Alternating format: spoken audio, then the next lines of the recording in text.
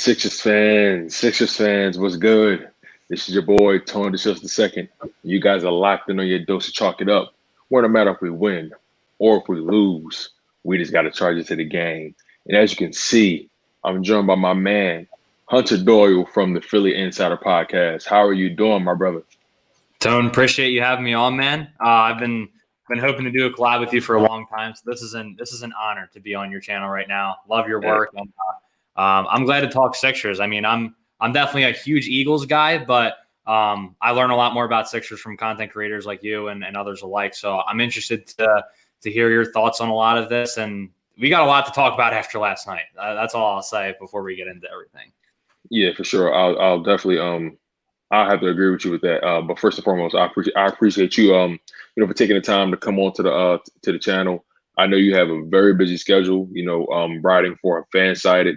Make sure you guys go check out my man Hunter Doyle. He does amazing work on Fansided, writing for the Eagles. So make sure you guys check him out, man. He does amazing work, and he also interns, I believe, for the Phillies, right? And you write for both the Phillies and.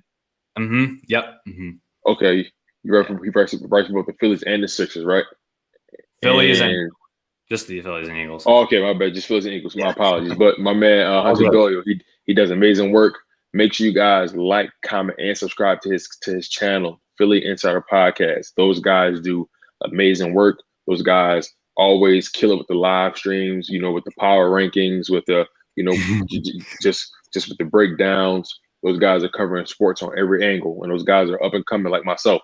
So get those guys to 1,000 subs. Get those guys, to the mountaintop, because those guys are putting in amazing work. And I'm grateful to my man Hunter Doyle for coming on to the live stream. But thank you, Tom. It's fun. It's funny you said you lean on me for Sixers content because I lean on guys like Philly Mike from the Philly Talk podcast. I lean on RB from Philly Take with RB. I lean on DJ Eastwood from Running Back Philly. You know what I'm saying? I even lean on A2D Radio, and those guys are as controversial as ever, but I love it. Right. So let's just get right into it, man. The Philadelphia 76ers lost game 4, and it was a score of 122 to 114. But I think the biggest story besides the loss is the Joel Embiid injury. Now, a report did come out saying he was doubtful.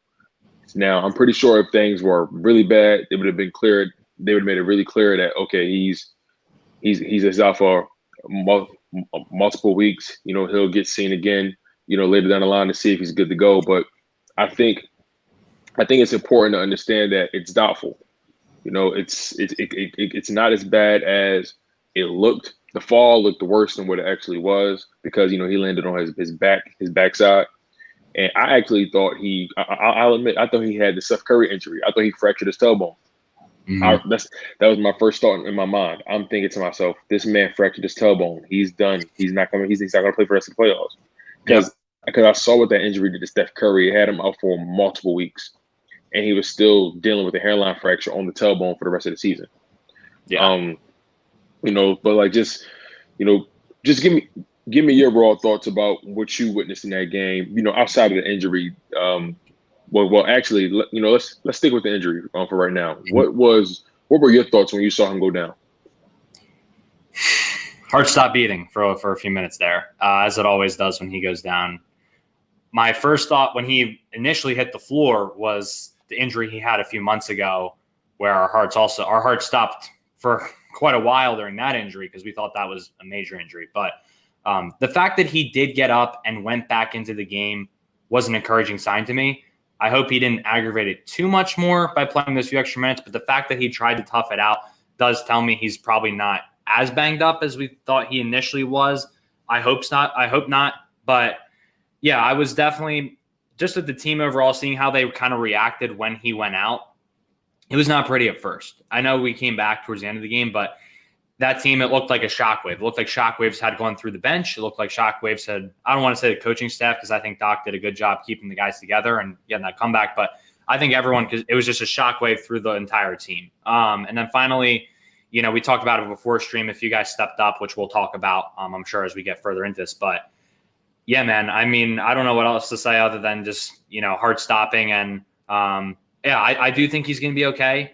The last time, I will say, Barstool Philly posted the last time he was listed as doubtful for a playoff game, he scored 31 points in 32 minutes. So maybe we'll see that tomorrow night.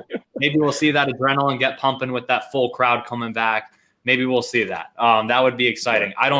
I personally don't think they're going to let him play just because I think they realize the importance of the long-term health in the playoffs. Not that I think they're overlooking the Wizards, but I think they understand that they can win one of the next couple games without him. And if, God forbid it went to a game 7, I think he could play in the game 7. Let's hope. I don't even want to get into that, but I feel okay about him right now. I think he's going to be okay.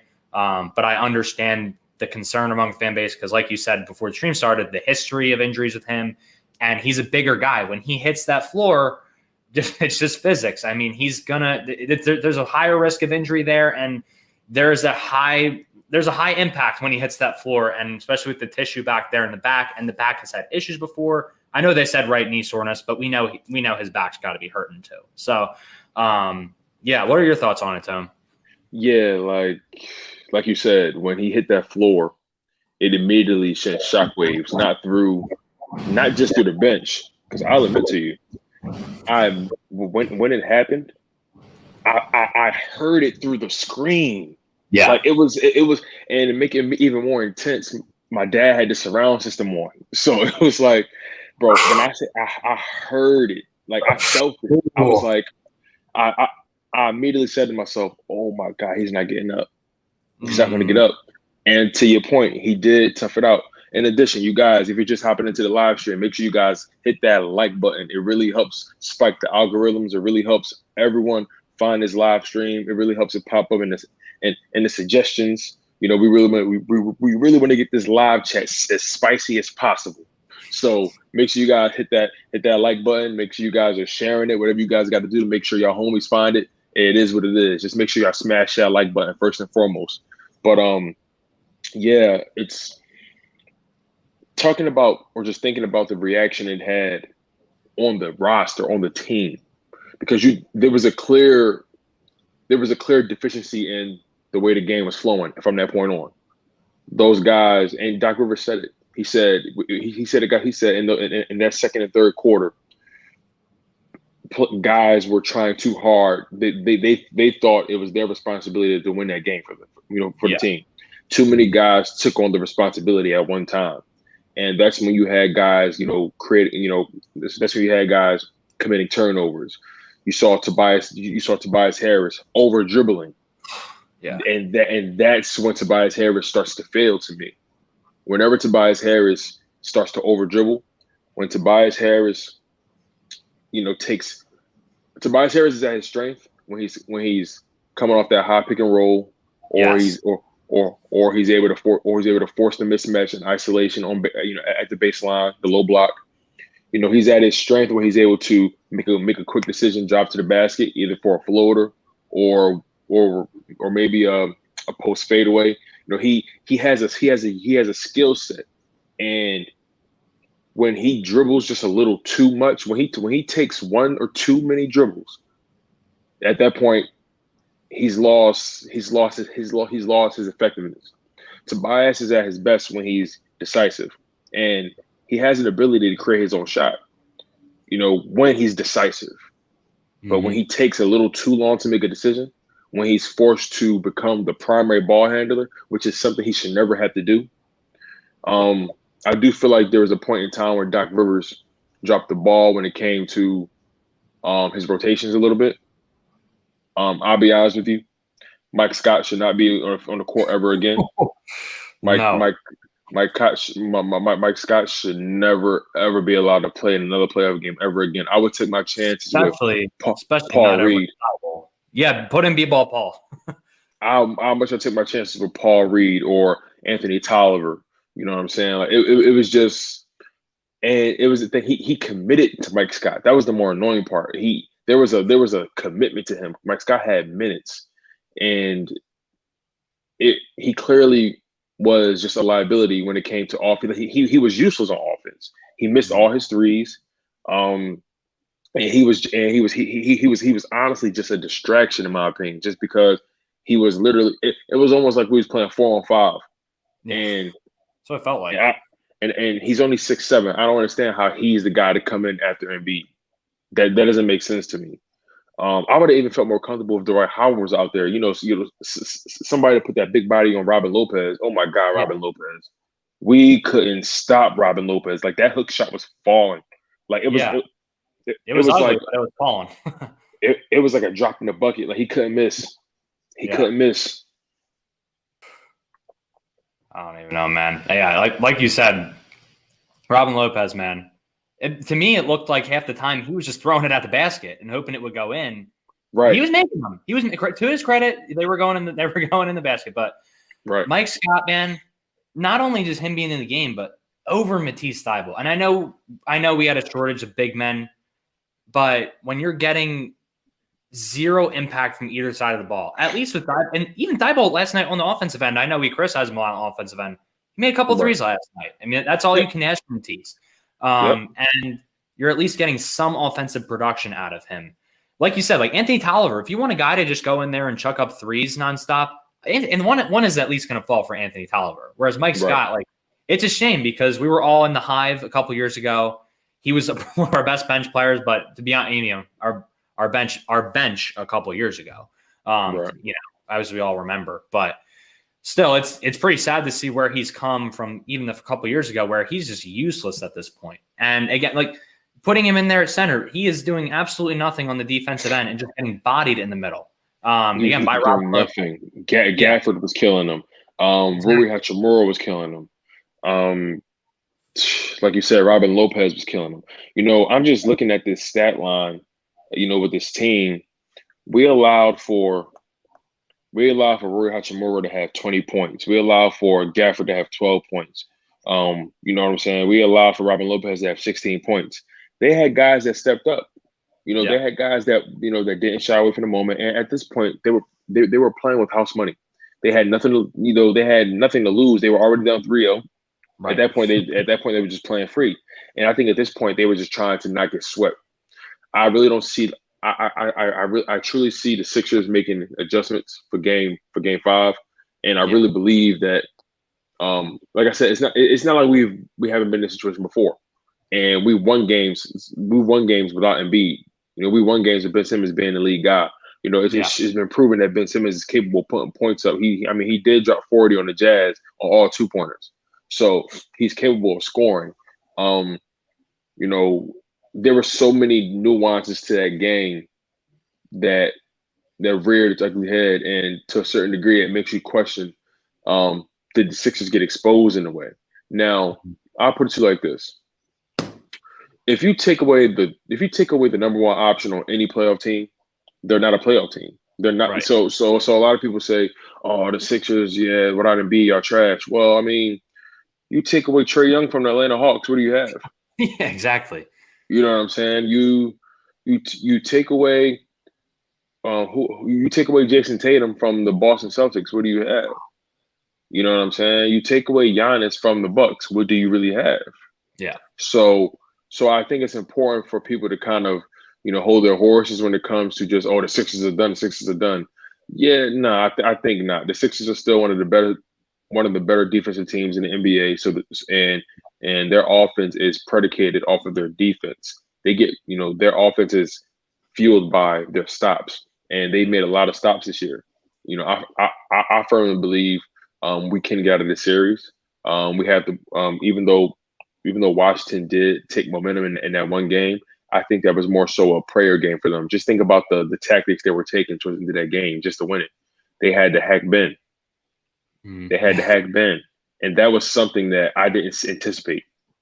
I just didn't think that was going to be their game plan at that time, because they saw the Sixers closing in. And there was a lineup being led by Tyrese Maxey, Tobias Harris, Korkmaz, I believe. There was a unique lineup that was on the court, and Tyrese Maxey was in the driver's seat. Oh my goodness. Tyrese Maxey was just a man amongst boys last night, and he truly wasn't afraid of the moment. And we mentioned before, Tyrese Maxey is coming for Shake Milton's minutes, and I firmly believe that he has a stranglehold on him as of right now. Yeah, I agree. I mean, you look at, again, we talked about it a little bit before stream. You look at Shake Milton before the playoffs started. Like you said, the last few games of that regular season, especially when, we have a lot of our subs in, just not very comforting to see, just kind of the hesitancy that he has when he's at the 3-point line. And even just the hesitancy sometimes to just make the play. It seems like it feels like he's become more of a slasher this year, more so last year. I felt like he was kind of, not that he was limited to just 3-point shots, but he was definitely a sharpshooter last year, especially, from numbers alone, even if you didn't watch the games, you can tell that. Right. But yeah, Shake, I've always loved Shake. I'm wearing my Shake jersey right now. But I mean, yeah, at the end of the day, it comes down to who's been better on the court. And also just like in terms of momentum, I mean, like you said, the Wizards got the momentum, but Maxi's just like that spark plug that this team needs. They're swinging the momentum. Kind of, he's like, to me, he's like a better TJ McConnell in his role. I love TJ. TJ's my man. But Maxi, I mean, the way like TJ was our spark plug a couple years ago, but the way Maxi does it, man, especially being so young too, so young and stepping up to the moment, it's impressive. I think Maxi is definitely more skilled than TJ. Now, 100%. in all fairness to TJ, he's definitely improved since going to the Pacers. He's a whole nother player now. Just to give him his flowers, but Tyrese Maxey's ability to, you see the advantage. One of the reasons Tyrese Maxey beat out Shake Milton was the fact that he was able to keep up that same pace with Ish Smith and Raul Neto. Those guys were essentially just running circles around Shake Milton. And Shake Milton's game is more of a patient game, more of a half court type of game. You don't really see him dominating in the fast break too much. Whereas with Tyrese Maxey, he can kind of do both in a way. And there were points in that game where you saw Tyrese Maxey force the mismatch on Gafford, and he would drive on Gafford, take him right to the rim every single time. And it was working. That Tyrese Maxey Cork Miles combo was working. And it kind of disappointed me when Doc Rivers decided to go another route. The moment Maxey missed his layup, it was almost like, because Maxey was hitting, and then the moment he missed his first layup or whatever, Doc saw an opportunity. Well, actually, he missed the layup. Westbrook got the rebound, and then Raul Neto hit that dagger. And at that point, he said, "Okay, we got to get defense back on the floor." And that's when Ben Simmons came back in, and I think Danny Green and Steph Curry was getting subbed in eventually as well. So I definitely think Doc Rivers made a couple ill decisions. This when it came to his timing when he decided to rotate the guys in and out, and then do you think, now let me pose a question to you. When you think about the way that game went, especially with the whole Hacker-Ben, and the fact that Ben was in foul trouble early, which I really didn't like. I felt like it was just a recipe for disaster. Embiid goes down, Ben is in foul trouble. I just felt like it was a recipe for disaster. But let me ask you this question: what would you have the moment you realized what they were doing with the Hacker-Ben? Would you have sat Ben, or would you have made him play through it? Yeah, great question. Real quick, just to piggyback off of what you said about the recipe for disaster, a lot of things really went Washington's way last night. Like, it really was the perfect recipe for them to steal a game. So just to add on to that point. But as far as the question for Ben, I mean, it's such a tough question because I'm personally on the side that you let him fight through this and figure this out and go out and do it, because it's not going to get any easier down the road. And when you get to the Eastern Conference Finals and you've got a Giannis out there, or you've got a Harden, Kyrie, and KD lineup out there, you're going to need him on the defensive end, which is the really tough part about it. Is if you take him off the floor, you're not going to just be able to let's just call timeout and put him right back in there on the defensive end. You can't just waste timeouts like that, for one. But you're going to have to have him out there for that specific reason, because again, against the Nets, they're going to attack that matchup if you don't have him in there. Against the Bucks, they're going to attack matchups if you don't have him in there. But then at the same time, it is a great question, because you're pretty much losing 2 for 1 every possession if that's the case, and it's frustrating because there's not really much you can do about it. So it comes to a point where even if he's on the defensive end, they're going to end up attacking a matchup whether he's on the court or not. So you have to wonder, do we take him out at that point? Because we need to win. We need to win at the end of the day. And I think he needs to figure this out. But if he can't, there's going to be a point where you're going to have to probably take him off the court. And hopefully that lights a fire in him. Hopefully I hope that, it's one of those things where he comes out the next game and attacks. And because I don't think he's this bad from the free throw line. I don't. Agreed. I think he's a lot better than what he's showing right now. Even last year, before COVID hit and everything, he was doing really well from the free throw line. I think people forget, and he was improving. But I don't know what it is. I don't know if it's mental or what it is. And I mean, he doesn't, obviously in his press conference, he's not really going to say, yeah, I'm psyched out by it. But hopefully Doc is defending his player in public, right? In the press conferences. Hopefully, my friend said last night, like, hopefully, yes, it's great to defend your player in public. I think that was right to do. But hopefully, in private, they're still talking like, hey, Ben, we got to get this thing figured out. Like, this is not going to fly when it comes down later to the playoffs. So that's kind of where I stand on it. So I'm very, very torn, but I think you let him play through it for now. What do you think, man? Agreed. It's one of those things that you kind of damned if you do, damned if you don't, right? Yeah. And in a close game like that, when you need defense, you need guys that can kind of put, guard multiple positions. I totally understand why you have him out there. But I will admit, once I saw them do it 2 times in a row and I saw how he was missing them, I felt like, okay, do you want to win this game and move on to the next series, or do you want to preserve his ego? Because I felt like at that point, sub him out, put George Hill in. You still have a pretty good defender in George Hill, and 100%. He's a better free throw shooter. Mm-hmm. So again, it's just like I said, you damn if you do, damn if you don't.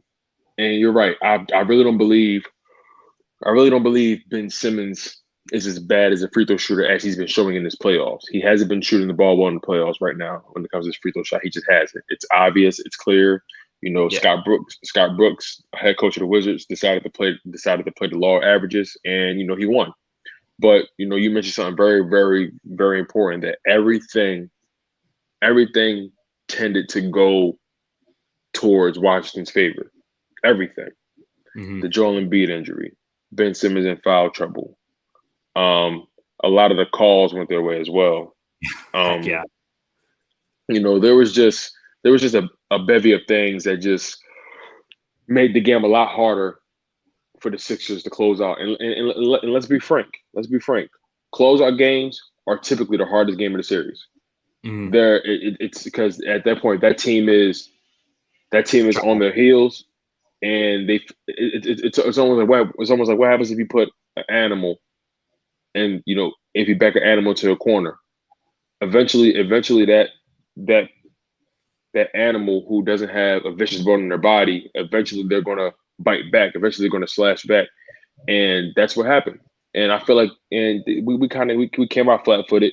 We did come out with a sense of urgency. Embiid can't make unnecessary plays like that for himself. The way he drove to the basket from the 3-point line, I just felt like he thought he was a guard for about 30 seconds. Like, bro, you're not a guard. Yeah. You back him down to the basket. I don't care where you start at. You back him down to the basket and you force him to foul you. So I think at this point now, Embiid is going to start playing a more calculated game. He's always been a smart player. Yeah. But I feel like from this point forward, he's going to have to start playing a much, much more calculated game, especially when it comes to preserving his body for the long haul. Because like we mentioned before, this is a marathon. And most likely we're going to have to face the Atlanta Hawks in the second round. Now, I've been watching that Hawks New York series, and they're good. They're very good. I won't even act like they're not. I'm not going to discredit them. I'm not going to disparage them. It is what it is. They are a good team. Yeah. But they don't play defense nowhere near as well as the Sixers. And on top of that, yes, they have Trae Young, but we've dominated Atlanta for the most part every single time. Granted, when we played them this season, they had injuries and COVID protocol, things of that nature. But when you think about from a pure matchup perspective, when it comes to size and things of that nature, we can pretty much, and this is where Embiid comes in. They don't have anyone to guard Embiid, not a soul. So he has to be present, or Ben Simmons needs to dominate the paint like he did in games 2 and 3. He Yes. made it a point. He made it a point to seek the mismatch, and he was backing down Bradley Beal. He was backing down Ish Smith. He was backing down Raul Neto. He was backing down Russell Westbrook, and he was aggressive going to the rim. So Simmons and Tobias, this has to be a coming out party for both of them in terms of their leadership. They have to lead by example. Yeah. But at the same time, they have to play within the offense, because exactly, because like Dr. Rivers said, the guys, too many of them felt like they needed to win the game for the team last night, and that wasn't the case. They got away from what made them actually good: ball movement, playing defense, taking this. Like, it was times where I seen guys passing open wide open shots. Like it was just. It seemed like they the moment Embiid went down, they got zapped. What do you think? Yeah, I mean, I think I used to play baseball in high school, and it's just like a lot of times you feel like you have to carry the team, you have to carry the load, and I think when that happens, a lot of times it can be a snowball effect where one mistake turns into 5 mistakes. You're throwing the ball around a little too much in basketball too. You're throwing the ball around a little bit, getting sloppy, and we got very, very sloppy at some points where there were just some brutal offensive possessions at the end of the end of the first half down the stretch, and even like Maxey had to throw up an absolute prayer, and thank the Lord he made that. But that was a heck of a shot. But point being, just like to get down to that point, and some of those possessions were just ugly. And Washington had some of theirs too, where Raul Neto tripped and, tried to get the ball to Russell Westbrook in the corner. But that was pleasing to see. I'm not a big Neto fan. But, I think, going off of that, I think coming into Game 5, I think just knowing whether, if they know Embiid's not going to be there, they'll be able to establish the game plan, what they want to do going into the game. Everyone will be on the same mindset. They're not going to go too much further out of the scope of things. And like you said, Toby and Ben, like not trying to do too much, but still understanding what their roles are going to be. And I think Ben, when Embiid has been out, I feel like Ben has understood what he has to do a lot of times. I think the last time Ben was out, or Joel was out in the playoff game, was one of the Jared Dudley games where he put up like 31. So he understands what he has to do. I think Toby, we saw in Game 1, like when we came out a little bit slow, he understood what he had to do as well, but also, keeping everyone involved, which is something that LeBron has been great at his whole career, is just keeping his teammates involved. And I think that's something that we got to see that with them, because the rotation is going to have to be a little bit deeper with him out of the lineup for sure. As we saw, Korkmaz had to come in last night, and my gosh, he played pretty well, which we can also talk about. But I want to ask you a question before we get too far removed from it about the whole Ben Simmons thing with the free throws. I know Philly Joel made a comment about how he thinks it's all mental. What do you think, man? Do you think a lot of it's mental? Do you think, I know some people have analyzed his form is a little bit off at times. So what do you think? Do you think it's a mental thing? Do you think it's a mechanical thing? I'll be honest. I don't think his form is that bad. I've seen worse forms. So I don't want to just chalk it up to his form. I really think it's mental. The free throws in particular. I really think his free throw shooting is mental, because there's a clear difference in how the ball comes off when he makes it versus when he misses it. There's a difference in his body language. For some reason, when he makes it, it's more of a smoother transition. When he misses it, there's like a hitch. Like it's something there. But I do think it's more mental than physical. I do think it's more mental than mechanical. Gotcha. Because I've seen him practicing in the off season, making these many times in a row. And I'm like, okay, so he can make a jump shot. That's not the question anymore. Okay. Now, implementing it into his game, implementing it into his his day to day. That's the challenge. And like we mentioned prior, Doc Rivers is going to defend him in public, but you have to address that behind closed doors. You have to. Yeah. I know for a fact after that game, on that bus ride home or whatever, Doc pulled him to the side. He had to. It was like, yo, listen, man. 9 times out of 10, we ain't gonna have Joe next game. And even if he is a go, I don't think I want to play him just off the strength that we need him to get as much rest on that knee as possible, off that knee as possible. Yeah, you gotta. I'll be honest with you. If I was Doc Rivers, we all getting up 1,000 foul shots at practice. Like we getting them up. That was my thought immediately. So I do think it's all mental. I do feel like because there was a point where he was literally laboring to the free throw line.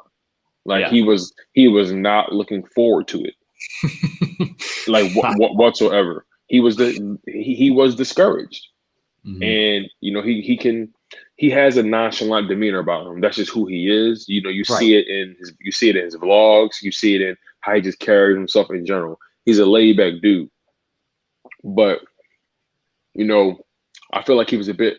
I feel like he was a bit overly dismissive when it came to the free throw lines in the press conference.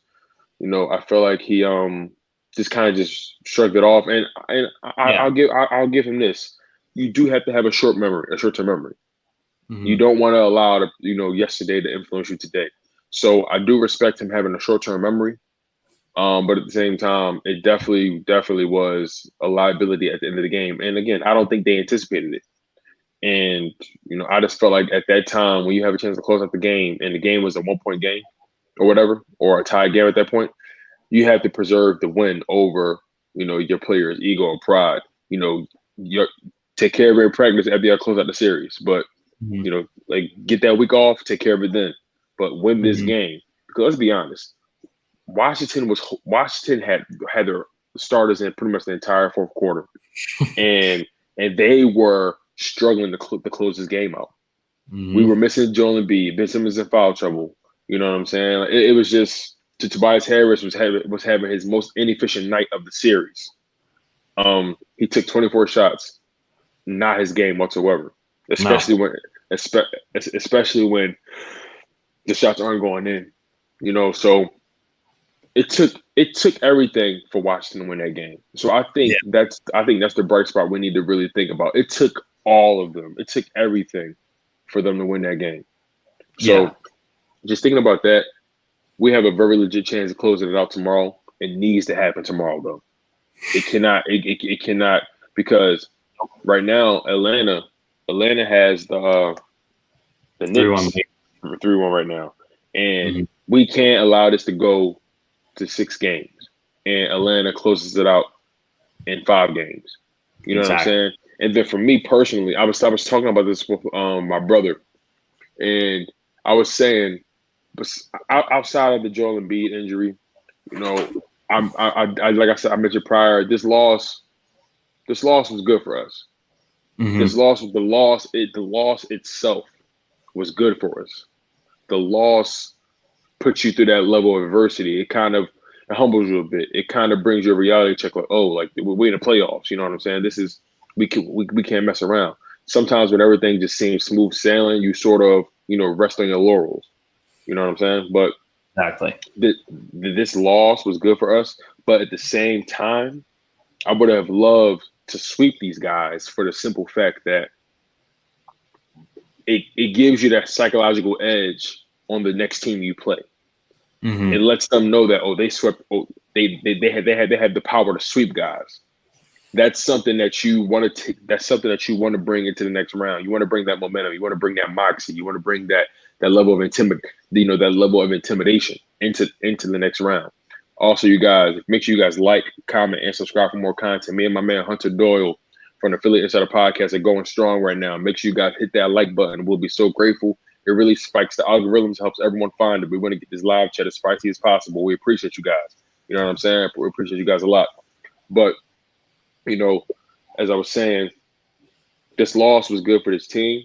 But when you sweep a team, you carry over a psychological edge. And when you think about the fact that our main competition is the Milwaukee Bucks and the Brooklyn Nets. Yes, the Brooklyn Nets did give up one in Boston, but they're a very, very good offensive team. I'm not too worried about them in that regard. They have that intimidation no matter what because of the players they have. But the Milwaukee Bucks in particular, because I personally feel like, and people may kill me for this, I personally feel like Giannis. I feel like Giannis is one of the more overrated superstars, just because of the fact that he doesn't have any moves. Yeah. He's pure athleticism and size. He has no moves. He has a Euro step in that drop to the basket spin, and he goes up. He has no legit moves. He doesn't have a reliable 3-point shot, which I respect him for actually taking. Doesn't have enough points on 2K to buy him like that. Right. He just has a very limited skill set. Yeah, he's pure athleticism. But it's going to be so important, like Milwaukee having that 4-0 sweep under their belt, especially over the team that knocked them out of the playoffs last year. That's a psychological edge they carry. Yeah. The only thing we actually have to hang our hats on in this playoffs thus far is the fact that we only have to go through Atlanta or New York. And obviously we're going to close out this series. We're going to close out this series. That's not a question in my mind. No. But we have to go through Atlanta or New York, and then either Brooklyn or Milwaukee. Mm-hmm. I'm sorry. Yeah. I'm sorry. Yeah. Either Brooklyn or Milwaukee. Now, let's talk about that for a little bit. How do you see that series going? Because I think Milwaukee is actually better this year. Drew Holiday has put them in a different caliber of play style. Like in their first round against the Miami Heat, I don't think Giannis dropped 30 points not one time. He didn't have to because the team was flowing so much around them. Their shots have just been dropping. Now that's eventually going to end. You're going to have a bad shooting night. But how do you anticipate the Brooklyn-Milwaukee series turning out? Yeah, I mean, you said it, man. Milwaukee, just a very team, like all-around team effort. And like you said, sometimes no discredit to Drew Holiday, and when I say that either. I mean, that man has just been really elevated. I feel like he's kind of what they wanted Eric Bledsoe to be for that team when they acquired him a couple years ago. And no disrespect to Eric Bledsoe. Very good point. Great player, but I just think Drew Holiday's been giving them a little bit more than what Bledsoe gave him. And obviously Sixers fans, we watched Drew Holiday back when he was first coming into the league, and just to see him where he was kind of a little bit of a late bloomer. He's still pretty good with the Sixers, but definitely a little bit more late bloomer. And to see a side note, we traded him after his All-Star season, which is weird. But go on. Good old Sam Hinkie. But I mean, looking at the Bucks, I mean, even just guys like Bryn Forbes, man, that dude looked like Steph Curry in that series. My gosh, I mean, he definitely was a big help just coming off the bench and being that piece for them, especially with Dante DiVincenzo being out. Having Bryn Forbes be able to give you that production and be that 3-point shooter, and obviously DiVincenzo offers a little bit more with his athleticism and all that he can do. But having a guy like Bryn Forbes step up was big during that series. So just looking at that, how they've rallied, even without DiVincenzo in those last couple games, how they rallied. And again, just the team effort they have. Brook Lopez is, man down the middle. He's the perfect other big man besides Giannis in that lineup, I feel like. He fits the team so well there. And they scare me right now. I mean, I really thought the Heat had a chance to win that series, if I'm being honest. Agreed. Or at least push it to 6-7 games. Exactly. Yeah. And the fact that, I don't want to, say it was all the Bucks just destroying them. I think the Heat definitely, there were some issues there and they let their foot off the gas a little bit, but you still have to give a ton of credit to the Bucks for the way they played, especially game one. They couldn't figure out the 2-3 zone for a little bit. I mean, it looked like the Bucks were going to have to consider, maybe a new future with Budenholzer and all that after he once again could not figure out the 2-3 zone, but that quickly washed away and they were able to take care of business. So they overcame that. Jimmy did not play well in that series either, which, you have to give credit to Milwaukee also for playing good defense on him. But, Jimmy, I don't know what was going on with him. He's not usually that bad. But they do scare me right now. They scare me a ton. Brooklyn, I do think we match up well with them. And I think Milwaukee will match up well with them too. I think they could definitely – I'm not saying they're not going to make the Eastern Conference Finals. But I do think that, again, while their offensive game is – fantastic, and they have the star power, and they have that ability where they can just get fire and just bang, bang, bang, bang, put on points on the board. I do think that our defense matches up really well with that. And we're not going to completely shut them down. No one is. They're going to put up points at the end of the day because of the lineup they have. But I do think, overall, just having our defensive lineup that we do, I think we match up well with them. And I think that Milwaukee, you'll see them match up well with them. Like you said, Giannis is I agree. I know people will probably kill us both for it, but I agree. He's not really very technically skilled, and he's definitely more just the size and athleticism type of guy. But I do think that lineup will be able to limit them a little bit. There's also, you can shut down one or two guys, but then that's the thing with the Nets is with the Bucks, I don't see who else you're going to have. It's kind of pick your poison at that point, So I'm interested to see what kind of route the Bucks go with how they defend them, because the Nets, yes, they're going to go back and play defense, but it's kind of that hand up, we don't really feel like playing defense. They're definitely more of that traditional NBA style today where it's just they know they're going to make their money on the offensive end and go win games on the offensive end, which is fine. Every team has their philosophy. We're more of a defensive team while we can put up points on the board, and I think that's the great thing about sports is every team's got their own philosophy with how they want to win games. But both of them scare me right now. Just with how the Bucks have been playing does worry me a little bit, but. End of the day, I want to finish with this. I know this has been a little long-winded, but I want to finish with this on this point. This is our year, in my opinion. This is our championship window. Right? Agreed. Embiid the window has never been as open. The window has never been as open. Exactly. Embiid is in his MVP year. Ben Simmons has been the best defensive player in the NBA. I don't want to hear the Rudy Gobert stat metrics and all that.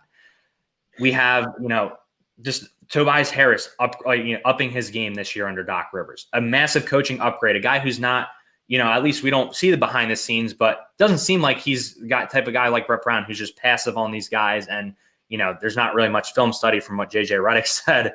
They got the perfect complements for those three players with Seth Curry and Danny Green being the shooters we needed in that lineup. It finally feels like it's meshing all together. This team has what it takes. They have the chemistry. And again, Embiid is not, I don't want to say he's not going to reach this peak again because my hope is that he will, but he's not getting any younger. These guys aren't getting any younger. They're reaching their primes. They're kind of in their prime. They're in their primes right now, obviously. This is the time to get it done. Bucks, Nets, I don't care who it is. You go out there and go win that series in 6-7 games and get this stuff done. So I think whoever it is, you got to get this done. This is our year, in my opinion. So. No, you're right. I've been saying this. I've been screaming it from the mountaintop. The championship window for the Philadelphia 76ers has officially opened. Yes, it has officially opened. I was never confident in this team, no matter who he had, because Brett Brown was the coach. Brett Brown just didn't know how to make adjustments. He seemed too passive. I feel like I wish we would have got Doc Rivers a season sooner, and Jimmy Butler would have stayed. I just wish Jimmy would have stuck it out for that, man. Yeah. Like, can you think? I'm just thinking about if we had Jimmy Butler still on this roster, the way we're presently constructed, it would have been like I don't see anyone. I wouldn't have saw anybody checking it. Just the way the team is built would have been built. But you're right. The window is open now, and it really can't. You can't waste an opportunity like this. The bracket has fell to a point. The way the bracket fell, Milwaukee and Brooklyn are going to end up taking each other out. So when just knowing that, you have to take advantage of the way the bracket fell on your side. The best team you have to run through on your side of the bracket is the Atlanta Hawks. The Atlanta Hawks. If you can't beat the Atlanta Hawks, we have to reconsider a lot. And I hate to even think about this, but because I'm very optimistic about this team this year, I believe there's no one in the West, in my humble opinion, who is the de facto best team in the West. I just feel like I feel like on the West side of the bracket, it just depends on who catches who on which night. That's what I think. I agree. Whereas though in the East, there's a bit more of a dominant, there's more of a dominant tier on the East, when it comes to Brooklyn, the Sixers, Milwaukee, and then Milwaukee and Brooklyn are going to take each other out. So 9 times out of 10 is going to be the Sixers and either Milwaukee or Brooklyn in the Eastern Conference Finals. And by then, I'm expecting Joel Embiid to be in a bit more of a healthier shape. I'm expecting this team to have unlocked a deeper level of play, because as the playoffs go, as you make more adjustments and you learn based on the matchups, these teams get better. I mean, not your opponent doesn't just get better, but the roster somehow starts to rise to the occasion. The deeper you get into the playoffs. So, and I want to actually speak on this real quick. Philly says you guys look like a totally different team without Embiid. If he's at 100, there's a strong chance you lose to the Hawks. That's completely false, for the simple fact that we've actually beat the Hawks with Embiid not being 100% before. We beat the Hawks without Embiid before. I think if we have Embiid at 70%, we beat the Hawks. That's how that's how much better I believe the Sixers are than the Hawks. Don't let this Knicks series with the Hawks fool you. The Knicks were pretenders from the very beginning.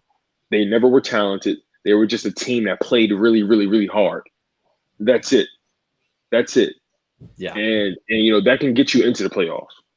But as far as getting you out of the first round, getting you anywhere beyond that, you need more than just effort just to make it deep into the playoffs. You need some level of skill, and that's just my opinion.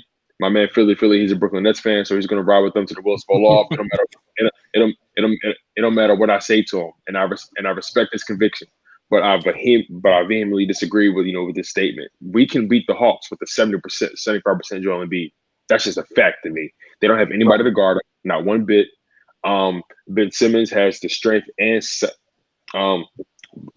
Ben Simmons has the size and strength advantage on anybody on the Hawks team, in my humble opinion.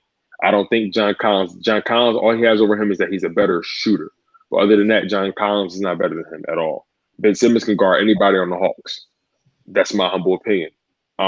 It's really going to be important for Doc Rivers to really figure out a consistent bench lineup that he can go to, because it's going to be a point where, I'm sorry, like Mike Scott is unplayable. And then there's going to be series when Dwight Howard becomes unplayable. Yeah. And then again, it all depends on matchups.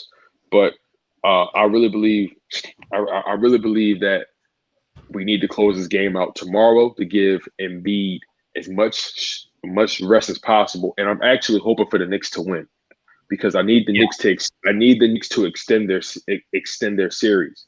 This is actually, now we're at a point where we're playing chess. Yeah. And we're not as in control of our own destiny as we would like to be at this point. Right. Again, I do believe we're going to beat the Wizards. But now I'm hoping for an extended rest period for Embiid. I need Atlanta to lose, actually, in New York. Mm-hmm. Because they have to close it out in New York now. And I believe at this point, New York is playing for something beyond just the actual W. They're playing for pride. And it's not going to be a sweep. As a matter of fact, expect Julius Randle. I'm going to go out on a limb. Expect Julius Randle's best game in the playoffs. I'm going to go out on a limb. Expect his best game in the playoffs. But I want to talk about the West a little bit, because I mentioned before, the West, there's no one, in my humble opinion, who's head and shoulders above the next team, unless they're fully healthy. If the Lakers are fully healthy, they're the best team in the West, by far. It's no question.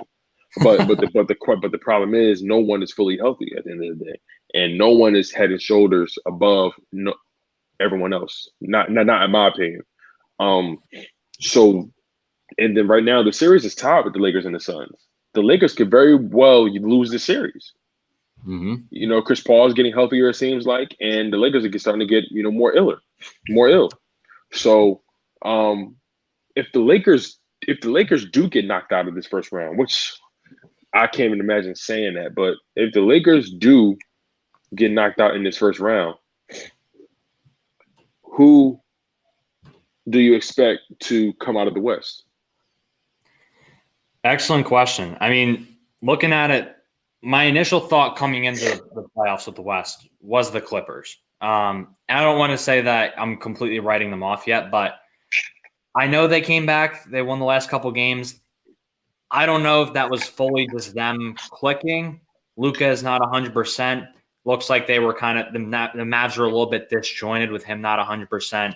And there's been a lot of issues. They don't really have a guy who can, if Luka's not 100% or if he's not out there, they don't really have another guy who can, carry the load. They're not exactly filled with star power on that team. And, Kristaps is, not all the time, but he's kind of that stereotypical dude perfect stereotype where it's like the tall guy who shoots threes a lot of the time. And he can make those threes. But my point being, I don't know if that was necessary. I want to see the Clippers if they can close out that series first, because if they do and they kind of start to click a little bit, I might be worried about them. But, with them, I think it's crazy how people thought Doc Rivers was the problem there last year and how he kind of became the scapegoat of everything. Because I think we've seen this year, at least so far, that he wasn't really the whole problem there. And I think we knew that even last year before he got fired, was he was not the sole reason for them blowing that 3-1 lead last year in the playoffs. So the Clippers do scare me a little bit. The Mavs I kind of just talked about, they don't really have, I feel like behind Luka, they don't really have a ton. I will say the Suns, just in terms of if we get to the finals and end up playing them, they always give us a run for their money or run for our money. And they always not even just give us a run for our money. They play pretty well against us. I know they had I think the one game we played them was when Embiid missed that full court heave at the end of the game. And it went in and out and we lost by 3 points, which was a crazy game. But point being, the Suns, it's always a battle with them. I think they're a team who they're really starting to really kind of feel that their time as not just the time as body team. They're starting to feel that this might also be their year too. I think they're starting to feel that a little bit. The way they're competing with the Lakers right now, they scare me. I will say the Jazz, I'm not as worried about them as other people. I don't know if they were as battle tested as other teams were just throughout the regular season, but playoff Donovan Mitchell, playoff Spida is something else. Different. I mean, he's different. He's very different. When he's on, that team can win any game. Mark my words, that team can win any game when he is playing that way. So that's what scares me about them. So the Suns and the Jazz, I know it's basic, the 1 and 2 seed. The Nuggets just don't really, I think they're just going to get to a certain point without Murray. There's just not much they can do. There's just not. Yeah. They don't have that go-to. They don't have that go-to scorer, in my opinion, anymore. Exactly. I feel like Michael Porter Jr. is still coming into his own. He's still inconsistent. Jokic, he's good. He's great, actually. He's great, but he's not the person you go to for that shot, that go-ahead basket. You know what I'm saying? He's not the MVP if Joel Embiid doesn't get hurt during the season, in my opinion. Exactly. So. Yeah. Exactly. I feel like he's the MVP by default because Embiid was just exactly. It's kind of like the rookie of the year thing with him and Saric a couple years ago, and then Brogdon got it, or 4 or 5 years ago. But man, it's you mentioned the Suns. Chris Paul has those guys playing above their pay grade. And Chris Paul just if you need to change if you need to flip the switch in your franchise, go find Chris Paul. It's the strangest, it's the most uncanny ability. Is there any point guard that you could think of in basketball history that just is capable of just like, it's clear CP3 elevates everybody around him. When you think about, there was this stat or this metric where they were explaining CP3 before he got to teams, and then the season he got there, like, you know what I'm saying? And the difference in production. And remind you, those rosters were essentially the same. All they did was plug in CP3. But by more than 15 to 20%, he had teams up in all various kinds of stats. It's just insane how much he's capable of just elevating people. Not just from a talent perspective, but from a mental perspective. He has his way of making guys better. That's why I actually believe Chris Paul was the best thing to happen to James Harden at that time, even though CP3 went down with the injury. If CP3 doesn't go down with that injury, I firmly believe they go to the finals and they beat the Cavaliers. I really believe that. But James Harden couldn't close the deal. But that's another conversation for another day. But like I think I mentioned this to you prior. you know, a lot of people are saying, yeah, we need Embiid, we need Embiid. That's a fact. Yes, we do need Embiid. Yes. Just like how whatever team you root for, you need your star. Like, Mhm. so, it's like if the Brooklyn Nets, for example, I don't care what they say. You take Kevin Durant off their roster, you're not winning the finals. You're just not. You're No. not. If you take Kyrie off that roster, oh yeah, you still going.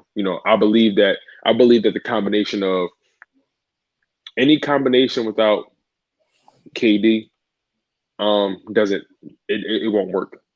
It won't work. Mhm. Now, yeah, in the regular season they were winning games, without each other there, but that's the regular Right. season. Things intensify and teams make adjustments. You know what I'm saying? Let's be real. The Boston Celtics stole one, and that showed that they're human, and that's all I needed to see. I needed Mhm. to see a team beat them, and now that I know that they're human, everything is food to me. And the same thing goes for us right now. We lost game 4. We've shown flaws. Hackabin. Right. We showed a lack of depth at the big man spot. Um, like inconsistencies at the free throw line, and then there was just and also we failed to as a team. We failed to mentally adjust. It took us a little bit too late. It took too late for us to mentally adjust to the fact Joel Embiid was not there. There was definitely, and we mentioned this earlier in the live stream.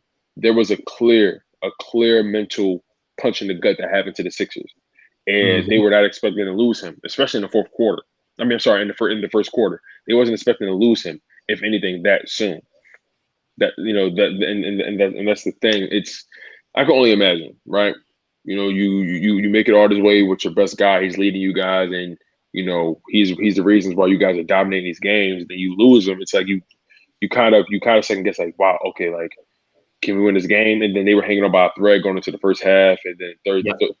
If you really, in all fairness, the Sixers won every quarter except for the third quarter. Yeah. Mhm. If you 100%. if you look at the stats, if you look at the box score, the Sixers won every quarter from a point perspective. Forget momentum. Forget from a pure how many points were scored in each quarter. The Sixers won every quarter besides the third, and that's always been a quarter of contention for the Sixers. They've Mhm. always had a hard time coming out of the halftime, and I think that's something they need to clean up fast. They Yeah. cannot come out of these halves cold, because a lot of these teams like Brooklyn, a lot of these teams like the Suns, the Milwaukee, they know how to come out of halftime with a sense of urgency. And Exactly. I don't know if that's a culture thing. I don't know what it is, but the Sixers need to somehow, some way, in Game 5, they need to come out playing with a sense of urgency. They need to be downhill. I need to see Simmons being ultimately aggressive. And he looks at it like, I got you, Infamous. Don't worry about it. He kind of looks at it like, I'm going to play my game no matter what. I feel that. There's nothing wrong with playing your game. I'm with all that. But Mhm. if you see a clear mismatch, you have to take advantage. Yeah. You can't allow yourself to be that committed to yourself that you can't do what's best for the team. You feel what I'm saying? Mhm. Yeah, exactly. Yeah, and just talking on that, more on just the team in general too. Um, yeah, again, just matchups, like just being able to get into the paint and see. There's no way Alex Len is stopping me. There's no way Ricker Gafford's stopping me. They both got 2 fouls now. Let's go. And obviously, Robin Lopez took more of the load later in the game. But especially with Alex Len in the game, going in, just attacking him. I mean, that dude is just going to hack you every time if you go into the lane. There's not really much else he can do. And, going off of that, just the rest of the guys too. Just being, especially sometimes, just like sloppy execution a little bit. Just being able to set that pick and roll. It just looked like sometimes I feel like a lot of times with the Sixers, it's just we're always getting fooled by the pick and roll on the one side of the court when we're on defense. And then when we're setting pick and rolls on our side of the court, this is more so with Brett Brown, but still see it sometimes. We can't fight, or they always found a way to fight around the screen. Just little things Yeah. like that. You know what I mean? So just execution as well as attacking matchups, because that'll lead to those matchups that we want to attack as well. So just tying into that whole matchups theme with the whole pick and roll thing. But and also I want to go back, if it's okay, to one of the things you mentioned with the Hawks and the Knicks too. Like you said, man, it's chess right now. You want to see that series go up to at least 6 games, and for us we got to close it out tomorrow night. Like I said, if we have the guys in tomorrow night, we know Embiid's not going to play. You can kind of sit back, address your game plan, and see where you want to go from there, and go close it out. I don't think that should be a problem. But yeah, if the Knicks can push that to 6 games, like you said, they're playing for pride. That team wasn't supposed to be a playoff team this year, in my opinion. Their season was a success before the playoffs started because of where they got to this year. The way they drafted I was really high on Quickly, and I'm glad he's been playing well. I can't say that anymore. She's on the Knicks. I wish he wasn't on the Knicks. I was hyped when he got drafted by the Thunder, but he's played well. They got Obi. Love to see RB in here. He's the GOAT. Yeah, for sure. That's my guy. They got Obi. They drafted well. They built well. They got Thibodeau. Like you said, though, they're a scrappy team. A lot of things fell into place for them to get where they were, and they've still got a long way to go before they're where they need to be. Now, obviously, Knicks fans will hardly disagree with that now that they're the 4 seed, and that's just how Knicks fans are. That's their personality. You got to respect it. But, yeah, point being, they got to go out there and play for pride. Let's hope they can grab that game. I like the Julius Randle prediction because I really hope he can ramp it up, because he has been – I've seen you on Twitter. I've been tweeting it out too. That man has fallen asleep during the playoffs this year. What? Asleep isn't the word. He's taking, bro, like a cat nap. Like I don't know. I don't know how someone just goes from being this effective to then just not being this effective. It's strange, and it seems like he's not taking what the offense gives him. The defense gives him. He's not. It seems like he's trying to force his hand. And my thing is, play your game. Like I don't think the Hawks have a big man that I don't think they have a big man that's better than him. No, not at all. They have talented guys that do one thing well. Yeah, but I don't think they have Huerter, for example. Yes. Good example. Good point shooter. Good example. Like it's really, really strange to me. I will never understand how much of a drop off there was in his game. Yeah. But things happen. It's the playoffs.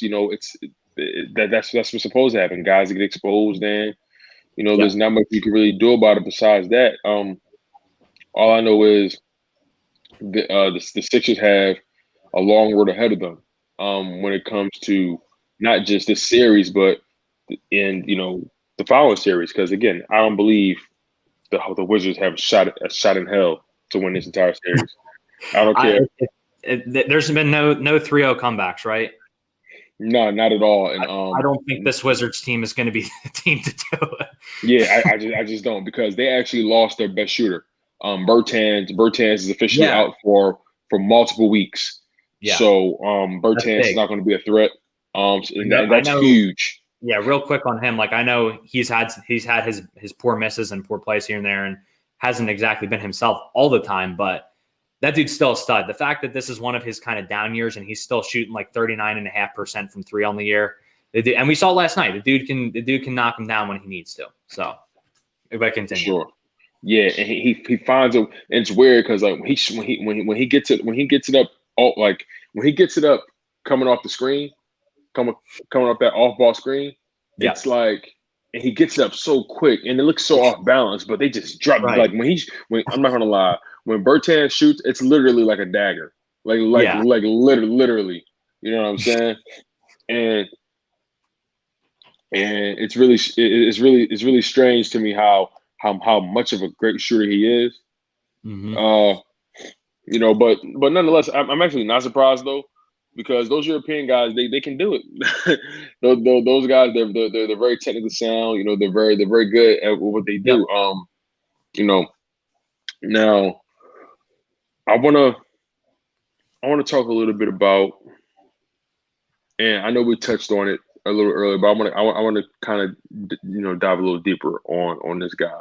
Tobias Harris has to be, and I mentioned this not so long ago. He has to be a legit second option as far as scoring.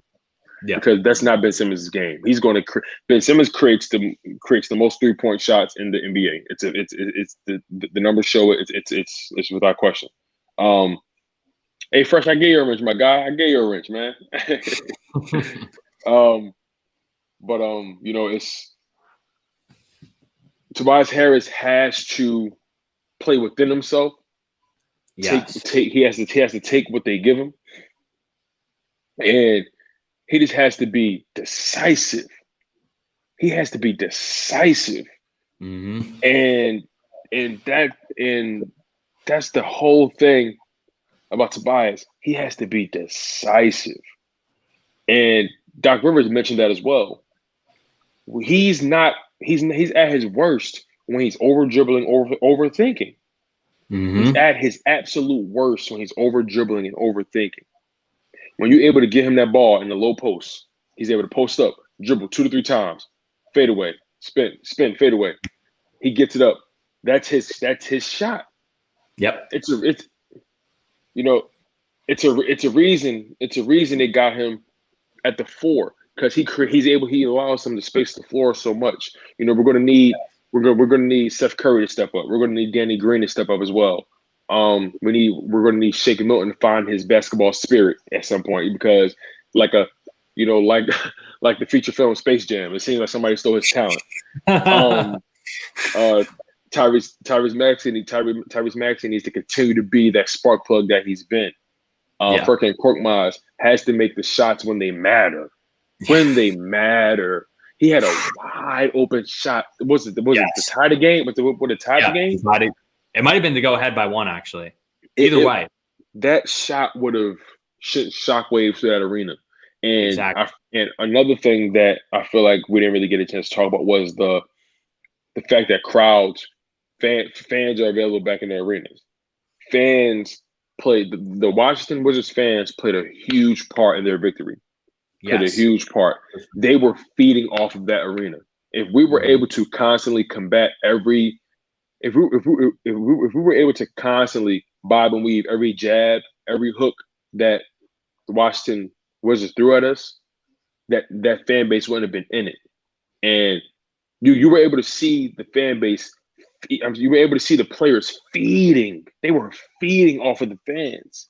There's one play I will not forget, and it pisses me off that it even happened. But Rui Hachimura dunked on Tobias Harris, and he screamed in his face to the point where they called the tech on him. Like he got in his face and walked towards him, and that's not a good look on Tobias Harris. It's not a good look. Not a good look at all. Make sure you guys hit that like button, man. I'd be so grateful for that. If you guys are just coming in, passing through, checking on the vibes. We truly appreciate you. I'm here with my guy, Hunter Doyle from the Philly Insider Podcast. All the links are available down below if you want to support his content. The Philly Insider Podcast on YouTube. The link is down below. Make sure you guys go subscribe to my guy. He does it on a high level. He's a writer. I'm trying to get like my man. My writing pieces are going to be coming soon. So this guy's doing it, man, and I pay attention to this guy. When this guy speaks, when this guy writes, I pay attention. So make sure you guys hit that like button. Make sure you guys subscribe to the content on both sides of the fence. We will so greatly appreciate you guys. We're glad you got you guys in here. It's just like the Wizards were feeding so much off of their fan base. They were feeding, and I think the fact that Philly is going to be at full capacity tomorrow, that's going to be huge for us. We are such a home, and having the number 1 seed is important. Even if we go to 7 games with anybody, except for if we go to the finals, whatever team. Well, it all depends. Let's focus on the East right now. Yeah. If no matter who we play, we're going to have the best of 7 home field advantage. If we can literally get to the finals if we just win all our home games. We can literally get to the finals if we just win all our home games. And that's a caveat that a lot of people don't really think about. the Sixers have one of the most legit home court advantages in the league. Yes. What's your thoughts about that? Man, I'm gonna be at the game tomorrow night, so I am like my adrenaline already pumping for the game. Like I cannot wait to be. It's funny. Me and the guys at Philly Insider, we were at the last full capacity game right before COVID hit, and now we will be back at the first one with full capacity. So that's a fun little fact. But like you said, man, this team, even in the bubble, for whatever reason it was, when we were the home team in the bubble. I believe we played much better at home than on the road in the bubble for whatever reason. I mean, that's besides the point, though. I mean, like you said, man, I know J Love said, like, Washington, it's not TD, it's not MSG. That's fair. But at the same time, when you have, these young guys like Korkmaz and Maxey and a lot of these guys without Embiid again, they're thinking we don't have Embiid right now. This crowd's kind of starting to build the energy a little bit. That definitely plays a little bit of a mental role. Not Maxey and Korkmaz specifically, they stepped at the moment. Like you said, man, Korkmaz, when it mattered most, the momentum was building, and he had an opportunity, a big opportunity, to go in and sink that crowd right there. And that's kind of thing with Korkmaz I've harped on for a while is he wasn't really ready to play a couple years ago in the playoffs, which was fine. Then last year we see him in the bubble. Brad Stevens just picked on him the entire time, and he was out very quick in that series. Didn't play many minutes. This year, he comes in game one, bricks his first wide open three of the game, and misses some key shots. Finally, last night, it feels like he's starting to get it together, and then it looked like, maybe I'm being nitpicky, but it looked like he was just a little bit shaky, a little bit nervous when he went to pull up for that three. It didn't look smooth, kind of like you said with the whole Ben Simmons free throw shooting thing.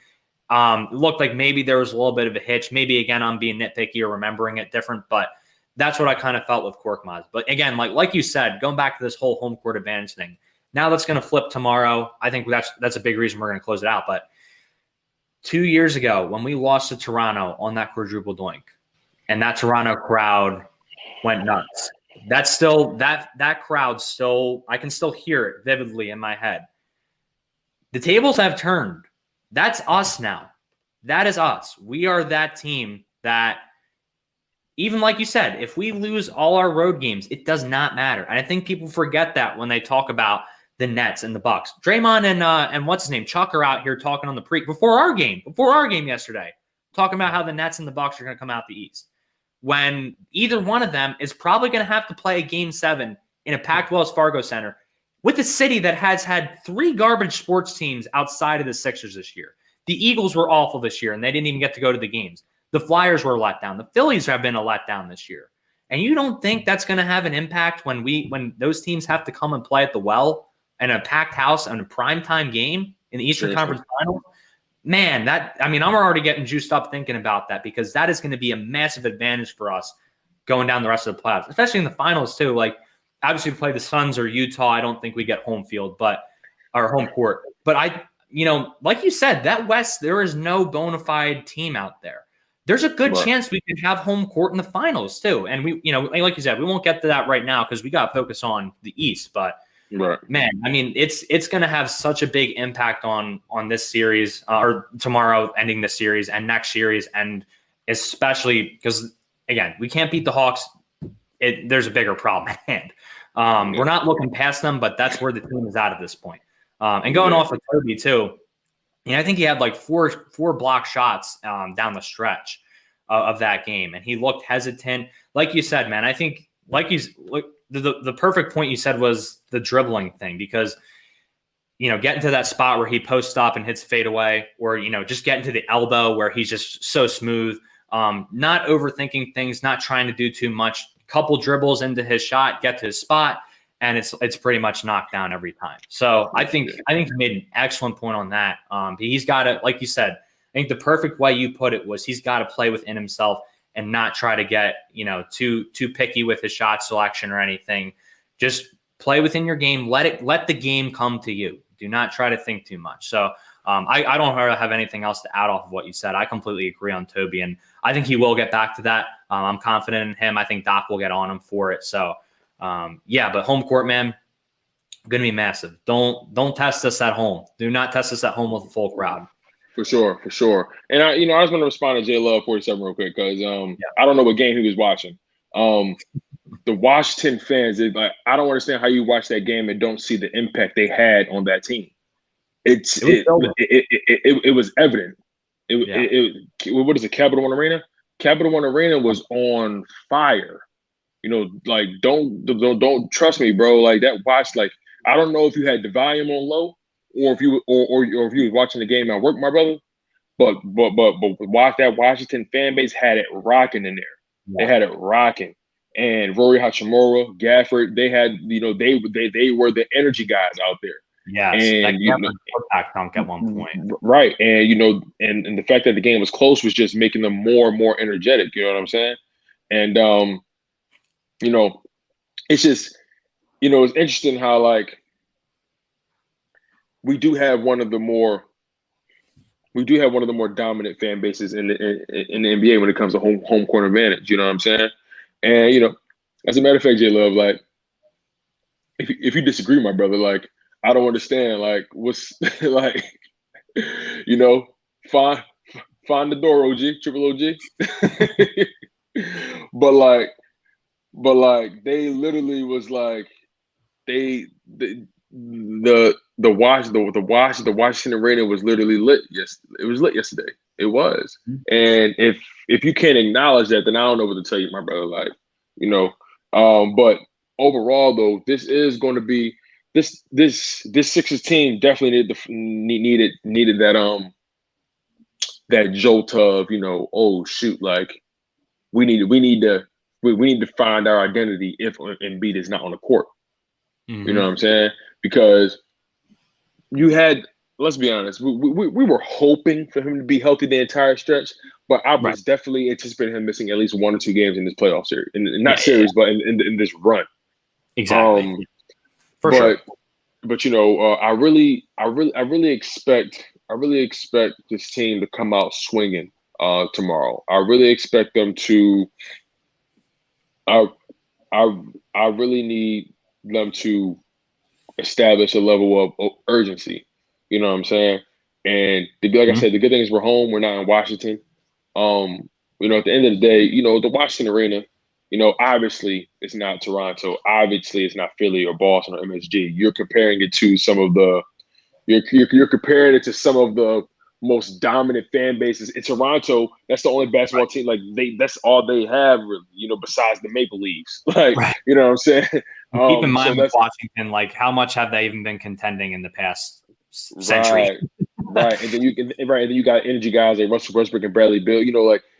Ish Smith. No. Yeah, like sound is relative at the end of the day. What's loud to you is different. Is different from what's loud to me.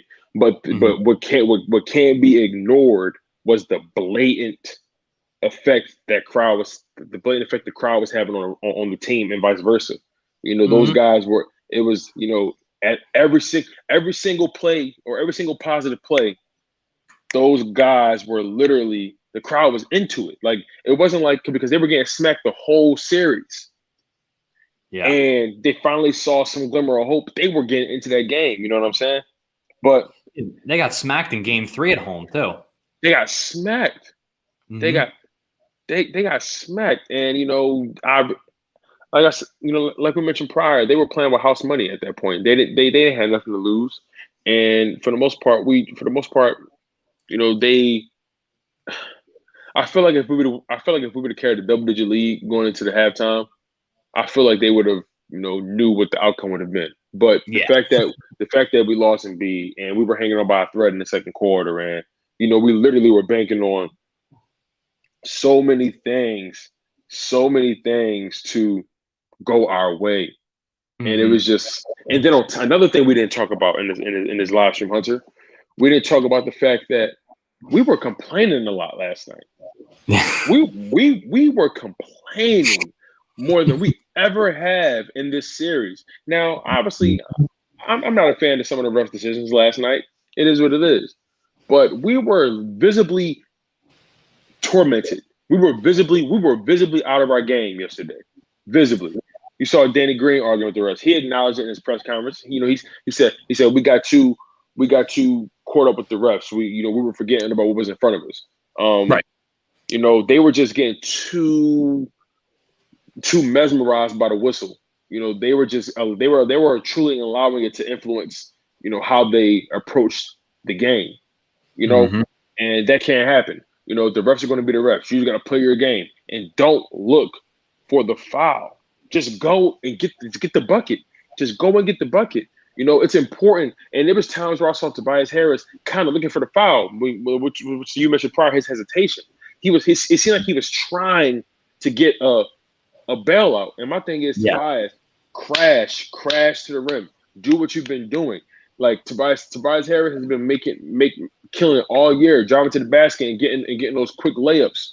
You know what I'm saying? Driving baseline. Like Tobias Harris has to get back to form. Yes, he had over 20 points, but he was so inefficient. He was so inefficient. That was the most. And his calling card is him being an efficient scorer. That's why he works with this team, because he's an efficient scorer. He's able to get his bucket. He has one of the smoother jump shots on the roster. Yeah. And you know, he has to make it a point to play within himself and not allow this game to get away from him. You got the loss under your belt now. Okay, no pressure now. Now just go win the game. You feel what I'm saying? Just go win the game. Do what you guys do best. Stick to the method of your madness, which is defense. You know, they got lost in there. They got too lost and trying to create too much offense. And what they forgot is that they create offense off their defense. Yeah, no, exactly. And going off of your point on the refs too, like it was frustrating. It was frustrating when Shake Milton made that layup that clearly should have been an and one, where he just absolutely got bodied. And then, you know, Ben Simmons, they didn't call flagrant on that one where when Westbrook fouled him pretty hard. And then you just see on the other side of the court, you see Korkmaz, you know, lightly like slap someone on the way up, and then they call that a little ticky-tack foul. And then Danny Green shoving Gafford a little bit, they call that little ticky-tack foul. But at the end of the day, like you said, with Danny Green in his press conference acknowledging it, that's the coach's job to get upset. And obviously you're gonna get upset about it as a player and plead your case, right? I'm not saying, you know, you take that completely aside and you just, you know, I'm just not even gonna think about it, because it's natural. We're all human. We're gonna get upset about it on the court, but you can't let it linger in your mind. You got to move on to basketball. Is not a game. It's not like football where, you know, you might be out and you're thinking about it until you get on the field that next possession, right? Basketball is a game where you're on the court. It's quick pace of game most of the time. Even when you're in half court sets, like you got to be on your A game. You can't let that affect how you're playing the game and going forward. Like Tobias, like can't be looking for those calls, especially if they're not going to give them to us. Just go out there and play your game, and those fouls will come with how you play the game, and let the game come to you, as I was saying before as well. So it's something that, like I said, the big word I want to use is linger. Like I said, you can't let it linger in your brain. You got to move on to the next play, even if it's just move on to the next quarter or move on to the next possession. Let's just move on, get it behind us, and let's go attack the next play. So I think you make a great point with that. And yeah, I mean, just like you said, the hesitancy a little bit. I think it was definitely in his mind. So that's the only thing I really wanted to add. So yeah, the refs have been a little frustrating the whole series, if I'm being honest. I've been pretty ticked off of them. We still won 3 of the 4 games though with that happening. So that should say something. I think it's just the whole thing. Sometimes it just feels like Philly against the world a lot of the time. So it feels like it was some with that. It always seems like no one likes us, Hunter. What is that? No one likes us, but we don't care, Tone. We don't care. Speaking of that real quick, I know this is a Sixers live stream, but I know you saw Nick Sirianni with his I know you saw Nick Sirianni with the "they don't like us, so we don't care," or "no one likes us, but we don't care." The T-shirt. I love it, man. He's already embodying the city, man. The culture. I love it, man. I love it. We're in the honeymoon phase with Sirianni right now, and I love it. Most definitely. We're definitely in that honeymoon phase, man. Like, and you know, you can't. I've been telling people, you know, you can't get too high, can't get too low. Got to just roll with everything as it unfolds, you know. But you know, as we wrap up this live stream, you know, the Philadelphia 76ers play Game 5 tomorrow at home with a packed house. They have to take care of business. That's just the bottom line. They have to take care of business. They have to understand what's at stake, and they can't allow this young Wizards team to get any more confidence than they already have. They already had the confidence that they can beat you at least once. And now they know Joel Embiid is not there, most likely, for the following game. So at that point, those guys are going to come in being aggressive. They're going to try to bully you down low. And Mike Scott can't play any more minutes. It's just that simple. Get B-Ball Reed on the court, man. Like at this point, B-Ball Reed needs to get on the court. You know what I'm saying? As a matter of fact, real quick before we close it out, what are your thoughts about what are your thoughts about these fans that have just been kind of going off the handle, crashing the court, throwing items at players? It's honestly getting out of hand, and it sucks that it's had to happen at four of the larger markets in the basketball stratosphere. It happened in Philly. It happened in New York at the Mecca. It happened in Boston. You know what I'm saying? It happened in Washington. It's just why I don't understand. And I think something happened at Utah again. Like, I don't understand the logic behind what these people are doing. I honestly don't understand what gives people the right, what makes them think they have the privilege to just treat these athletes as if they're peons in the zoo, as if you're throwing peanuts at an elephant. Hey, do a trick. No, This is not that. What are your thoughts about these fans, these individual fans? Because I hate to target and victim and demonize an entire fan base, but these particular fans, these individuals who thought it was okay to do what they've done.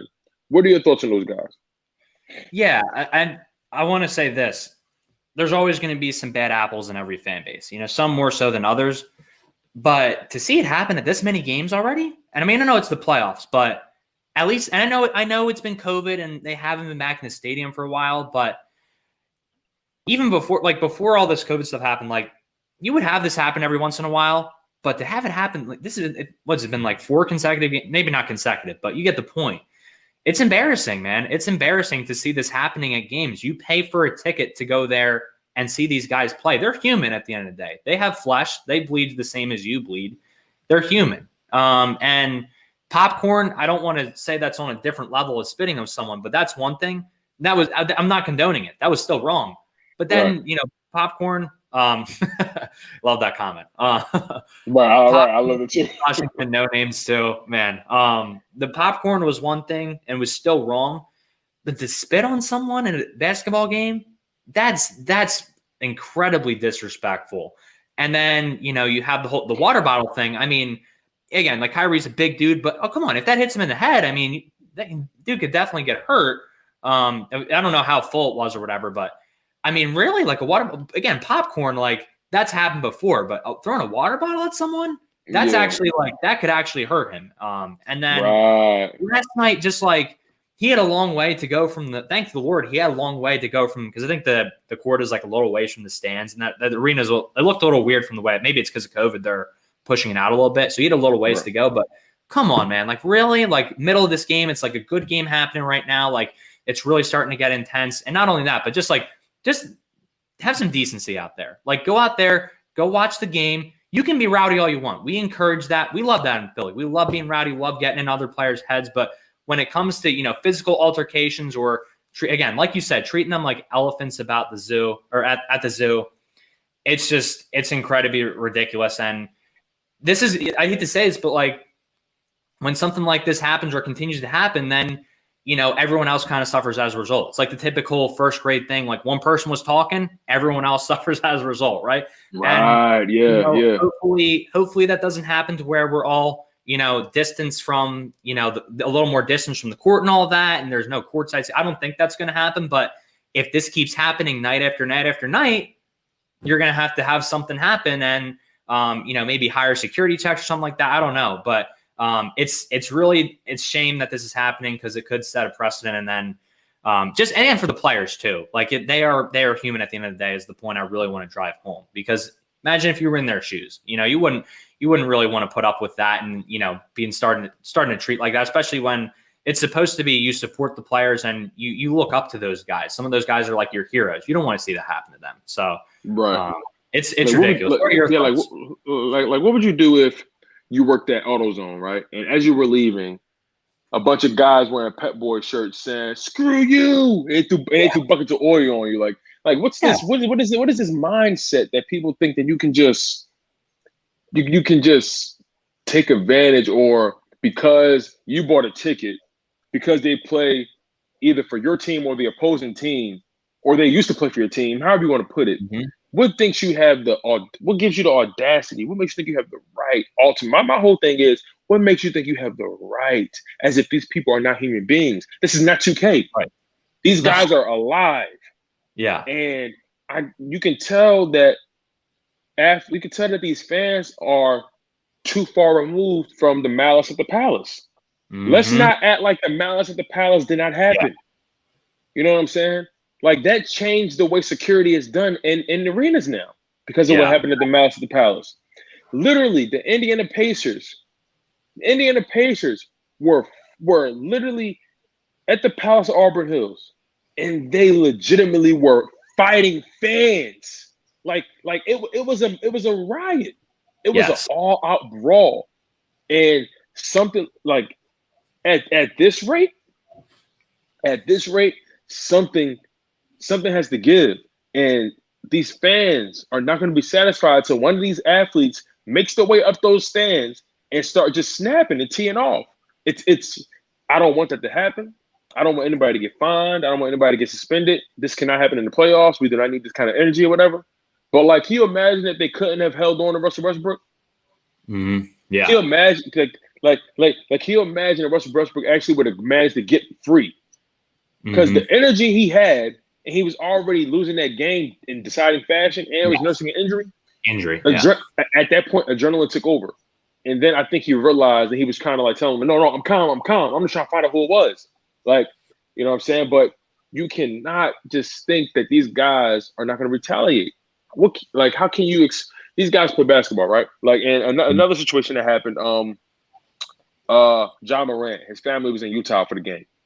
Mm-hmm. And when I say the fans were just killing his family, disparaging, saying some of the most disparaging, derogatory, disrespectful things, like, and at the end of the day, that's his family up there. You know, right.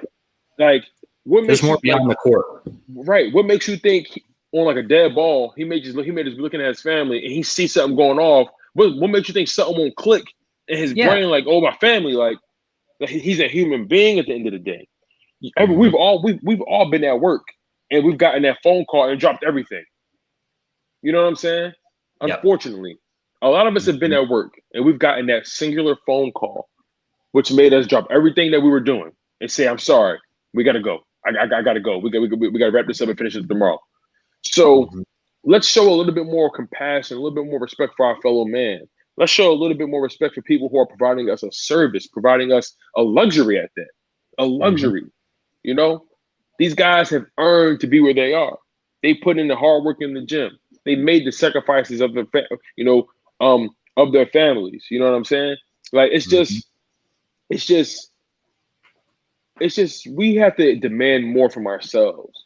We have to, as human beings right now. We live in this era where people believe that you can just say whatever you want and not have any consequences. We live in this Twitter finger era where people are able to say and do things and they can hide behind a computer screen. And then it's starting to bleed over into real life. And hide behind a family of that player. Exactly. Because you're in the stands, you think they can't touch you. No. You must ain't seen the malice at the palace. You must ain't seen that footage of Marcus Peters when he's playing for the Rams, walked up to that fan and said, "Yeah, talk that shit now."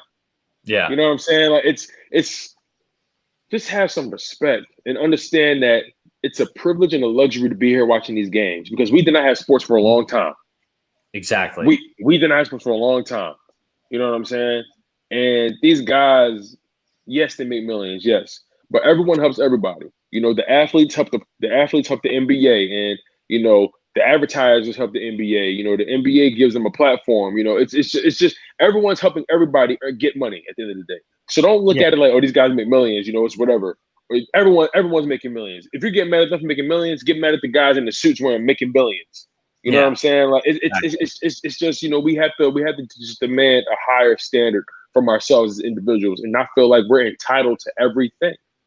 Yeah, and based on where those people are sitting too, you're paying a good amount of money for that seat, if I'm not mistaken. So, you know, even if you want to bring up the money thing, and going back to John Morant's family too, it's like they sacrificed a lot for him, and pretty much every player you can say this for. You sacrifice a lot for basketball camp for them to get better, for, you know, them to be on a specific team. And especially those guys who got in the NBA, you know, you give up not only just money, but you're sacrificing your time and energy to get them to where they are. Like I'm a business major. It's not always just money you're losing. You're losing time a lot of the time. Like the old saying goes, there's no such thing as the free lunch, because you have to spend time to get it too. You have to spend energy. I like that. So, you know, going off of that, his family has given up a lot to just be in those seats watching the game. And you've probably given up a lot too to be in those seats. So just take a step back and reflect upon that and realize, like, there's a lot more to this than just the guys on the court. And let's have a good time watching these guys on the court and, you know, respecting their family to be here. Like, there's a lot more to this. There's a lot more to this life than just a basketball game as well. It's great. I love it. I love sports at the end of the day. It's awesome. I love seeing those guys compete. But everyone, when everyone exits that arena and the lights go down, it's a whole different story. Everyone goes back to their lives, and there's a lot more to it than they even know behind the scenes the players are going on. I remember I read Nick Foles' book, and when he threw 7 touchdowns that game, his wife was very ill. She was very sick, and he was going through a lot in his life at that point. And you know, you just don't know. You only see what's on the field. So you just don't, or on the court or on the ice rink, you know, you don't see what goes on when these guys leave the arena every day. So just consider that. Consider their families too. You don't know, just because their guys playing in the NBA doesn't mean their family's doing perfect either. So just something to consider for these guys who are playing, just to wrap up. Big time, man. And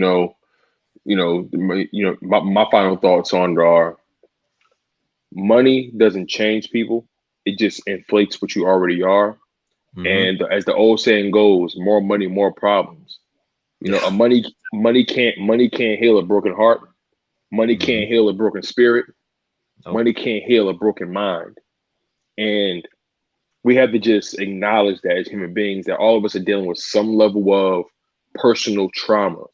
Exactly. And no matter what our profession is, no matter how great we are at it, that doesn't mean we're superhuman. You know, we all, you know, even Superman got kryptonite. You know what I'm saying? Even Batman at one point was afraid of the dark. You know, so it's just that we just have to understand that we're human. We all go through things, and we've got to just show just simple respect. Don't do something that don't do unto somebody that you want somebody to do to you. Exactly. And damn sure don't say or do anything to somebody that you know you want to say to their face. It's just that simple for me, man. It's just that simple. But Hunter, the Philly Insider Podcast, I'm super grateful to you and your platform for kicking it with me this evening, man. This has been an extremely, extremely enlightening, very, very progressive, very forward-thinking live stream, my brother. Super grateful for you for taking time out your busy schedule, your busy day, man. We definitely have to do this again. You know, we definitely have to grind out again, man, because the chemistry is there, man. And I love our ability to just bounce off our thoughts and, you know, our ability to challenge each other's thoughts as well, and also pose those questions to each other as well, you know, to further our conversation. Truly grateful to you, my man. Make sure you guys subscribe, like, comment on anything my man Hunter Doyle from the Philly Insider Podcast does, man. He writes for Fansided. I believe the heading is Inside the Eagles, right? Yep. Mm-hmm. Inside the Eagles, man. Make sure you show that guy love. He does great work, visuals, and, you know, great content creation, writing as well, articles. You know, whatever you want, he got it, and whatever you need, he sure can provide it. You know what I'm saying? Any final words, Hunter? Hey, Tone, I just want to say I appreciate you a ton, man. This was a blast. Just, again, like you said, the chemistry is really flowing right now.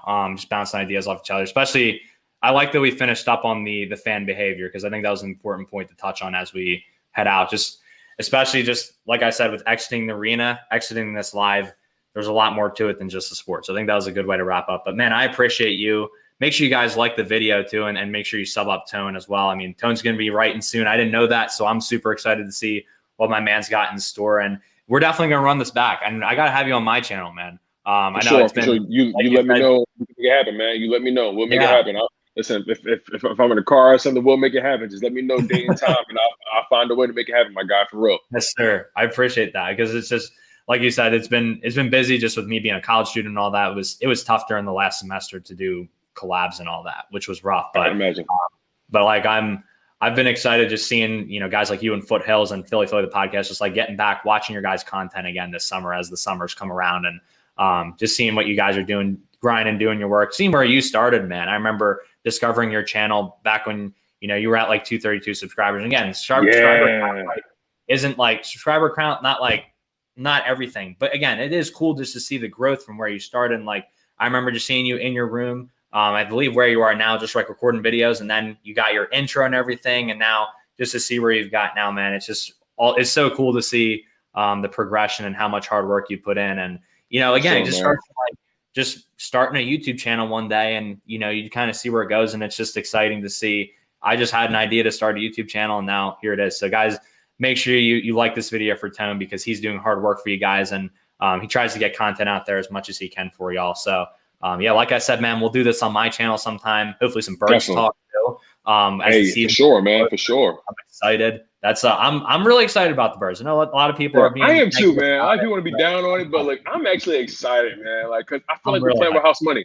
I feel like we're playing with house money. Like no one expects anything, so it's like, okay, just go play football, you guys. Jalen Hurts paid his rent today, if you guys didn't hear. So I'm excited. But yeah, Tone, I just wanted to say thank you, man. I appreciate you a ton. Thank you, man. I appreciate you, my guy. And like you said, this grind is not for the faint of heart. It's not for the weak. It's not for the inconsistent, man. And like I said, we're human. We all have good days and bad days in our respective crafts, man. And you definitely were one of the earliest ones to start rocking with me, Hunter. Like, that's one thing I gotta make known. Hunter and the Philly Insider podcast, those guys have been rocking with me back when I had like 200, maybe a little less than that subscribers, man. And I was recording videos. I was recording videos out of my room when I was staying with my dad, and then me and my fiance, I just moved into our apartment. So it's like, I try to create in what space that I do have. You know what I'm saying? And she gives me as much space as I need, to get everything done. And just as we all grow, the platform is going to get bigger. You guys are going to see variations with the equipment and so on and so forth. Things are going to get better. But what I always try to tell content creators, even with myself, that things don't have to be perfect. If you have a cell phone and you have some apps on there to edit and do whatever it is, and you got a YouTube channel, just upload. No one cares about intros are cool. You know what I'm saying? It's all cool, but it's about the content. It's about the consistency. It's about people falling in love with what you're doing, who you are. You know what I'm saying? And my goal is to, just beyond just talking about sports, I want people to gravitate to just who I am as a person. And, when people gravitate to you as a person, it doesn't matter what you touch or what you do, people are going to follow. And my goal was just to, give people the water, and I just hope that they drink it, man. But on that note, I was joined by my guy, Hunter, from the Philly Insider Podcast. I repeat, my man, Hunter Doyle from the Philly Insider Podcast. Make sure you guys like, comment, and subscribe to his content if you haven't already. This guy is doing it on a very high level. Make sure you go check out his column on Fansided, Inside the Eagles, written by Hunter Doyle. He is a contributor for Fansided. Some of the more intuitive writers when it comes to articles, because they're independent and they're all getting it from the muscle, and I love it. He also writes for the Phillies and the Eagles as well. Like I already mentioned. So Hunter Doyle from the Philly Insider Podcast is a very busy man. Make sure you guys like, comment, and subscribe to all his content. And as I always say to you guys, I'm your boy, Tone DeShields II, and you guys have been locked in on your dose to chalk it up. Where no matter if we win or if we lose, we just got to charge it to the game. One love, stay humble, stay healthy, and most importantly, stay hungry. And let's go Sixers.